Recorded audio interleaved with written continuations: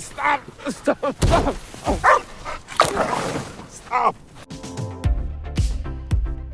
Hey, welcome back to ScreenCrush. I'm Colton Ogburn, and James Gunn's Superman was the perfect beginning to the new DCU. It was a self-contained masterpiece that simultaneously set the stage for so many stories to come. So let's talk about what's next for our new Man of Steel, his cousin Kara and her fight against Lobo, Ultraman's escape from the black hole and his ultimate revenge plan on Superman, the formation of a new villainous team led by Lex Luthor and Amanda Waller. Oh, there is just so much to talk about. Let's jump into it. And hey, by the way, be sure to check out ScreenCrush on all major podcast platforms, and a little later I want to share with you guys all of our awesome new Superman inspired parody merch up on ScreenCrushmerch.com. So the movie begins by letting us know that metahumans have been a thing for 300 years in this universe, setting the stage for this movie to be a very lived-in comic book universe. A universe where crazy stuff like giant kaiju and interdimensional beings attacking the city and people flying around to fight them, it's just an everyday occurrence. So this Superman has been in action for 3 years, and Lex Luthor is on a mission to destroy the people's perception of this beloved hero. But Lex ultimately ends up unmasking himself as the true power-hungry, dangerous monster that he genuinely believes Superman to be. Lex's public image is now destroyed, and he is arrested for his crimes. But if we know anything about billionaires, they tend not to face any consequences for their actions. They have too much power and resources to ever have to come face to face with our justice system. They are quite literally above the law. So while Lex may have been arrested and sent to Belle Reve, the supermax prison for supervillains that we have seen in the Suicide Squad and Creature Commandos,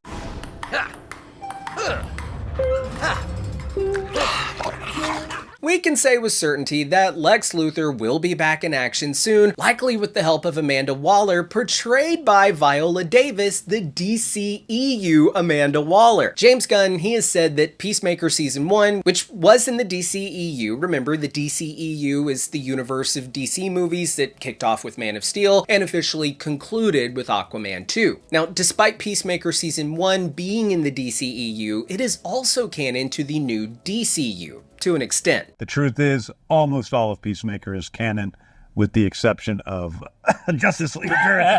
Now, we can assume that the same is true for the Suicide Squad, meaning that we may even see Margot Robbie's Harley Quinn reappear in this universe. And guys, this isn't inherently a multiverse thing. There are plenty of movie sequels that elect to ignore or retcon previous films in their franchise without it being like some big multiversal plot point. But apart from DCEU characters showing up in the DCU, this Superman movie did introduce us to the concept of the multiverse with that pocket universe where Lex's prison resides. This pocket universe is between two universes, the DCU and another universe, which might be revealed to be that DCEU. Now, I tell you all of this because it has been confirmed that Peacemaker Season 2 is fully in this new DCU. It will feature Amanda Waller, it'll have the Justice Gang in it, and it's going to explore even deeper that QUC, the Quantum Unfolding Chamber, that we saw in Season 1 of the show, and which utilizes the same tech as Luthor's Pocket Universe portal doors that we saw in this movie. Now, in the Season 2 trailer for Peacemaker, we see Peacemaker go through one of the many doors in the QUC,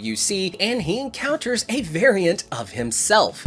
Who the f*** are you? Now, I don't think it's a coincidence that so far we have only seen villains have this tech. Peacemaker's dad, the White Dragon, and of course, Lex Luthor. And this is probably because, as Mr. Terrific says, this tech is super dangerous and could destroy the entire planet, so it's a pretty unethical piece of tech to have. So it makes sense that only villains would utilize it. And that brings me to another villain that we know has little patience for ethics, Amanda Waller. Now, I'm not saying they're gonna go the multiverse angle with Amanda Waller. They may just want us to kind of ignore the fact that she was in those DCEU movies and just appreciate the fact that her great portrayal of the character can now continue in the DCU. But you know me, I gotta ask, what if she is the exact same Amanda Waller that we saw in the DCEU, and she does business in multiple universes via her own interdimensional doorways courtesy of Luthor Corp? I mean, Lex Luthor is no stranger to using his wealth to buy influence. One part of Superman that resonated so well with with our world today was how Lex Luthor was able to manipulate the public and turn them against Superman. Honestly, that hits close to home because the internet has been flooded with fake news and you don't know who to trust. Most news out there is hyped up by a corporation just to get you engaged and to sell you ads. It is so hard to stay informed today because you don't know what news you can trust. Most mainstream media sites have a profit bias. They just want to feed you stories that up your engagement and confirm your existing bias. And that's why if you want to cut through the bias and hear the real news, I recommend Ground News. They're the sponsor of this video. Ground News is an app and website that gathers related articles from across the world into one place. But they give you the context about the source's political leanings, their reliability, and their ownership. This means that you can see through the bias and think critically about the news you consume. For instance, here's a story about the Trump administration removing major reports about the effects of climate change from government websites. Sources on the left highlight how this is a big deal and climate scientists are embracing activism, while sources on the right play it down as a policy reset. And I can also see how many sources reported on this story, how many of them lean left and how many of them lean right. And more importantly, I can see who owns these news sources. That way I know who has an angle in telling this story a certain way. I also want to know that the news isn't trying to sway me one way or the other. So Ground News even has a blind spot section that shows you news stories that each side is ignoring. For example, here's a story about Trump saying that he wants to deport some criminals who were born in the United States, which was largely ignored by the right. Or there's this story about the RNC of Arizona's voter registration law, and that was only reported by 3 sources on the left. Ground News is an incredible resource, and I've been looking for a service like Ground News for years. I highly encourage you to check them out, and if you go to groundnews.com/SC or click this QR code, you will get 40% off their Vantage plan, which includes unlimited access to every feature. Your subscription will not only help this channel, but you will also be supporting an independent platform working to make the media landscape more transparent. Now, back to what I was saying. Now, Amanda Waller is notorious for recruiting villains, and with Lex being sent to her prison, I think we can safely assume that Waller will be recruiting Lex to her cause. Waller loves being in control of metahumans. Hell, the last movie we saw her in was Black Adam, where she is super threatened by the fact that she can't control this powerful being, and she's even seemingly like controlling Superman, getting him to go in there and threaten the guy. We should talk.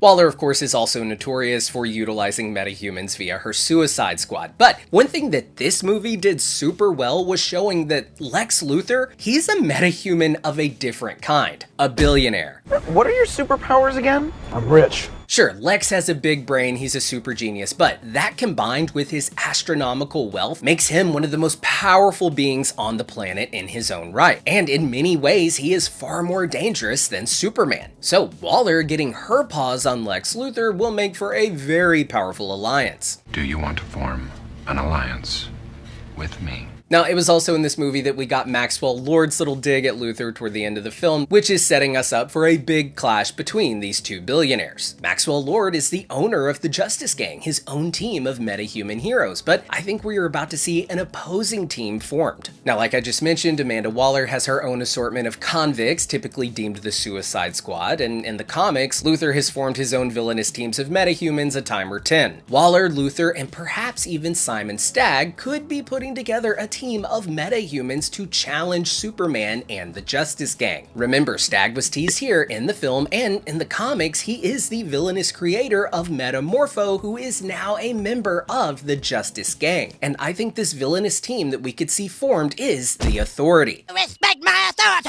We have already met a member of the Authority in this Superman movie, The Engineer, and Gunn had this to say about the Authority film that DC Studios is developing. Quote, "The Authority is a very different kind of superhero story. They are basically good intentioned, but they think that the world is completely broken, and the only way to fix it is to take things into their own hands. Whether that means killing people, destroying heads of state, changing governments, whatever they want to do to make the world better. And we'll see how that journey goes for them. But as I said earlier, there's morally gray characters of which these are. So, I mean, the legwork has already been done for the Engineer to have a major bone to pick with Superman, and with her having already served under Lex, and Lex going to Waller's prison, I think we're on track for the Authority to assemble. But the Engineer is not the only metahuman that was working for Lex Luthor that is going to want revenge on that pesky Superman. We still have Superman's clone, Ultraman. Now, Ultraman was sucked into a black hole within that pocket universe, and he is 100% going to be coming back with a vengeance. Now, if Ultraman is able to escape the black hole, we could see him wind up on the other side of that pocket universe in a completely separate reality from the DCU, likely in the form of a Bizarro Superman. Bizarro Superman being a variant version of Superman from a parallel universe where all of its occupants are, well, bizarre. And Superman's exact opposite, who lives in the backwards bizarro world.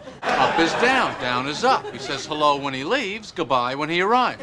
Now, this movie did a lot to establish the fact that without sunlight, Superman can't heal. And the same would be true for Ultraman. When we saw Superman exposed to kryptonite in Lex's prison, his face got super disfigured, but even when Metamorpho put away the kryptonite, Superman still looked disgusting and a lot like Bizarro Superman. So I could see a scenario where Ultraman comes out of that black hole having been horribly disfigured and scarred from the lack of sunlight, and we also have to remember that black holes literally pull you apart. So with him being damn near indestructible, he was likely able to withstand being completely ripped to spaghetti, but without sunlight, he could come out of that black hole looking pretty bizarre.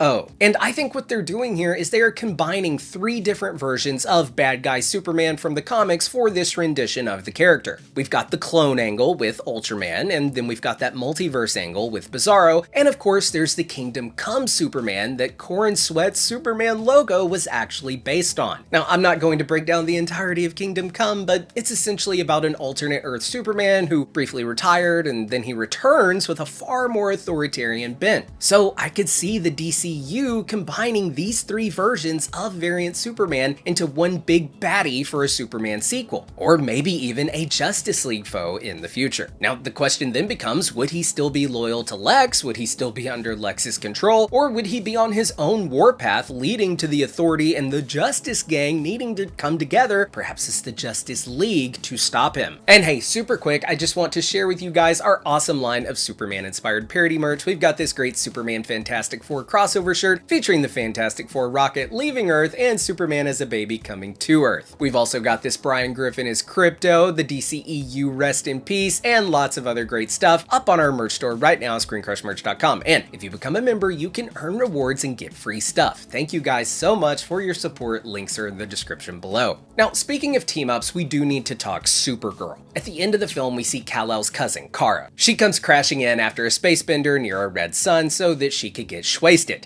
Now, it's unclear at this moment how much this version of Kara knows about Krypton and her aunt and uncle's intentions for Supes on Earth. In the comics, she is older than Superman and was sent to Earth in a separate craft to watch over him. But her pod got trapped in the Phantom Zone for a little while, there was some time dilation that resulted in her not aging, and by the time she arrives on Earth, Superman is all grown up. Now, in the Supergirl Woman of Tomorrow comics, which is being adapted for her movie, we see Kara and Krypto as survivors of Krypton's destruction, and they live on a piece of the planet floating in space. Now, her story is very tragic. Not only does she see the destruction of her home, but she also has to witness the eventual death of even the other survivors, leaving her alone. And while she is a funny and lighthearted character, this is a bit of a mask that she puts on because she is filled with so much grief and pain that Superman just doesn't have. She didn't have the perfect childhood. She has seen some shit, and that's what makes her not just some derivative character of Superman, but really her own character. I am super excited, pun fully intended, for her movie, which has completed filming, and we will get to see her going up against Jason Momoa as Lobo, the motorcycle riding space mercenary. That movie is going to be so much fun. Now, it's still a little unclear whether that movie will take place before or after Superman. I'm guessing it's going to take place after Superman, because Gunn came out and said that pretty much as they release projects, they are occurring at the time they are released. But I wouldn't be surprised if we get a little bit of both, like a little bit of prequel and a little bit of sequel, since her origin story isn't as well known as, say, Superman's, Batman, Spider-Man, etc. And Supergirl might be the perfect place where they could show us the origins of Krypton and its destruction without having to have shoehorned it into this Superman movie. Show it from her angle. I think that'd be really interesting. And I'd be really curious to see to what extent she knew about Superman's parents and their intended mission for their son. I'd really love a moment where Superman confronts her asking if she knew, just like that scene of Tony and Cap in Civil War. Did that you know.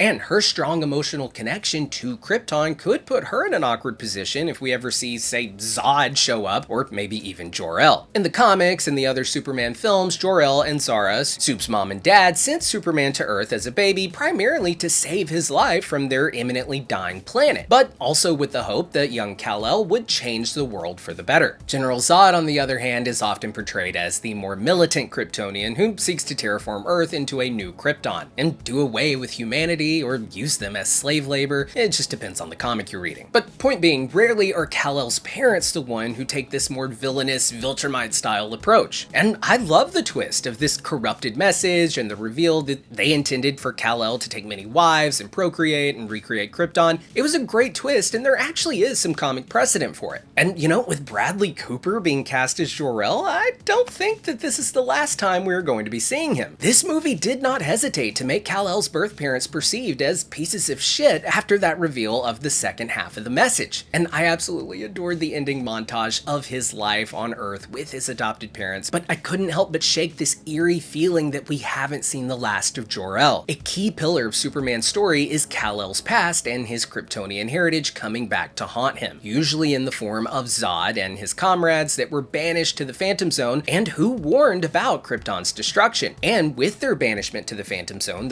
Zone being a pocket dimension prison of sorts, very similar to Lex's in this movie, their banishment saves them from Krypton's destruction. Now, you all know the story. They show up on Earth, they find Superman, they try to recruit him and take over Earth. Superman says, nah, F y'all, sends them packing. And I'd totally be down for them doing that story again. Bring Zod in, do it in like the third Superman film, or hell, have him be the villain of a Justice League movie. That'd be cool. Oh, and they could even show Ultraman that message from Superman's parents, who are in a way his parents too, and he could be like, you know what? I'll do what Superman wouldn't do. I will conquer this planet and restore Krypton. Damn, I think I just wrote the sequel. James Gunn, give me a call. Okay, but now I do want to give you my hear me out, and this may be out there, but what if they skip over Zod and instead have Bradley Cooper as Jor-El return in that General Zod type role, being super disappointed that his son has failed to restore Krypton. Seeing Superman have to battle his father to save Earth from his wrath would be epic, and it was perfectly set up in this film if that's the direction they decide to go. Shut up and take my money! But hey, those are just my thoughts and theories. Let me know your thoughts and theories for what is next down in the comments below, or you can find me on our Discord. If you're new here, be sure to subscribe and hit the bell so you get notified every time we upload a new video.